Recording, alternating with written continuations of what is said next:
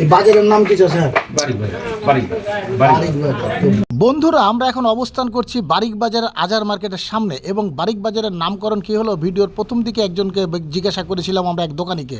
তো বলল যে এই বারিক নামে যে ছিল, তিনি ছিলেন একজন পেশাদার নাপিত এবং গ্রামে গ্রামে গিয়ে নাপিতগিরির কাজ করতো। তার যখন বয়স হয়ে গেল, সে নাপিতগিরির কাজ ছেড়ে এই বাজারে এসেই একটি দোকান দিল, চায়ের দোকান, এবং তার নাম ছিল বারিক।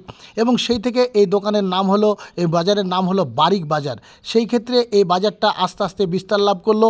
তিনি অবশ্য দুনিয়া থেকে বিদায় নিয়েছেন এবং তার অসংখ্য ভক্ত রেখে গেছেন এবং তার নামটি মুখে মুখে ছড়িয়ে আছে। তিনার পরিবারে ছেলে মেয়ে বউ সদস্য সকলে আছে, কিন্তু দেখেন তার নামটা কিন্তু অমর হয়ে আছে।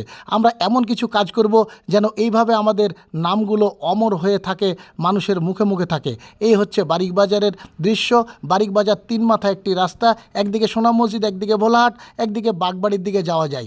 এই তো হচ্ছে বারিক বাজারের নামকরণের মূল ইতিহাস। তো বন্ধুরা, ভিডিওটি কেমন লাগলো অবশ্যই কমেন্টের মাধ্যমে জানাবেন।